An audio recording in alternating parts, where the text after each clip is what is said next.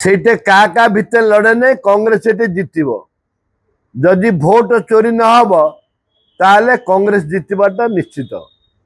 Vote ଚୋରି ହେଲେ କହିପାରିବନି। Vote ଚୋରି ହଉ କାହିଁ ଭାବୁଛି କଂଗ୍ରେସ? ଆରେ ଚାରିଆଡେ ଭୋଟ ଚୋରି ଚାଲିଛି ଆଉ ସେଇଟା ଚୋରି ହବନି ବୋଲି ମାନେ କଣ? ଆମେ ବୁଥ ଜଗିବୁ ସବୁ କିଛି ହବ କିନ୍ତୁ ଭୋଟ ଚୋରି ସେ କିଏ କଣ କହିବ? ଭିତରେ ତ ତାଙ୍କର ଭୋଟ ଚୋରି ହଉଛି ନା, ଭିତରେ ଭୋଟ ଚୋରି ହଉଛି। ଯୋଉ ପେଢି ଆସୁଛି ଇଭିଏମ ପେଢି ତା ଭିତରେ ସେଟିଂ ହେଇକିରି ଭୋଟ ଚୋରି ହଉଛି। ଏପଟେ ଆଜି ନବୀନ ପଟ୍ଟନାୟକ ମଧ୍ୟ ଆସୁଛନ୍ତି, ବିଜେଡି ସଭାପତି ଆସୁଛନ୍ତି, ସେ ମଧ୍ୟ କୁହାଯାଉଛି ଯେ ଦଳ ବି କହୁଛନ୍ତି ଯେ ଯାଇପାରନ୍ତି ପ୍ରଚାରକୁ।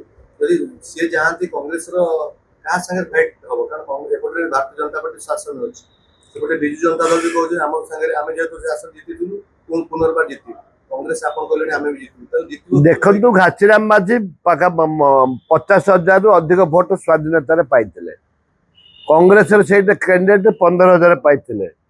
65,000 70,000 ଭୋଟ ଆମ ହାତରେ ଅଛି ଆଉ ଆମେ ଜିତିବୁ ବୋଲି ଆଶା ପ୍ରକଟ କରୁଛୁ। ଆଉ ସେ ନବୀନ ବାବୁ ଯାଆନ୍ତୁ, ଏ ତ ମୁଖ୍ୟମନ୍ତ୍ରୀ ଯାଇକିରି ଆଇଲେଣି, ଆହୁରି 10 ଥର ଯିବେ। ଯେତେ ମନ୍ତ୍ରୀ ମଣ୍ଡଳ ସବୁ ସେଠି ପଡିକି ରହିବେ, ରୁହନ୍ତୁ ମଝିରେ ଆମେ ବାଜି ମାରିବୁ। ସେ ଓକେସନ କାମ କରିବନି।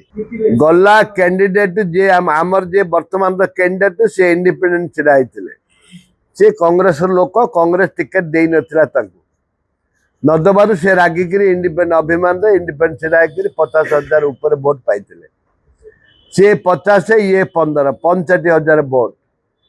এইঠে নবীন বাবু যাଆନ୍ତୁ କି ମୁଖ୍ୟମନ୍ତ୍ରୀ ତ ଯାଇକିରି 2 ଥର ଯାଇକିରି ଆସିଲେଣି, ଆହୁରି 10 ଥର ଯାଆନ୍ତୁ। ବିଜେପି ସେଇଟା ଜିତିବାର ପ୍ରଶ୍ନ ଉଠୁନି। କଂଗ୍ରେସ ଭକ୍ତଚରଣ ଦାସ ତାଙ୍କ ନିଜ ନିର୍ବାଚନ ମଣ୍ଡଳୀ ଏମପି କନଷ୍ଟିଚ୍ୟୁଏନ୍ସି ତାଙ୍କ ନିଜ ନିର୍ବାଚନ ମଣ୍ଡଳୀ, ସେ ସବୁବେଳେ ସେଇଠି ଜିତନ୍ତି। ଭକ୍ତଚରଣ ଦାସଙ୍କର ଅବିଭକ୍ତ କଳାହାଣ୍ଡିରେ ଦବଦବା ରହିଛି, ନିଶ୍ଚିତ ଭାବରେ ଆମେ ସେଇଠି ଜିତିବୁ। ତାଙ୍କେ ବର୍ତ୍ତମାନ ବିଜେପି ବିଜେଡି ବାଡିଆ ବାଡି ହଉଛନ୍ତି କାହାକୁ ଟିକେଟ ଦେବେ। ଆମର ତ ଡିକ୍ଲେୟାର ହେଇସାରିଲାନି, ଆମେ ନେବେ କଣ? ଆରେ ଚାରିଆଡେ ଭୋଟ ଚୋରି ଚାଲିଛି ଆଉ ତମେ ଜାଣୁନା? ଭୋଟ ଚୋରି ପାଇଁ ପ୍ରମାଣିତ ହେଇଛି ଭୋଟ ଚୋରି ହେଇଛି।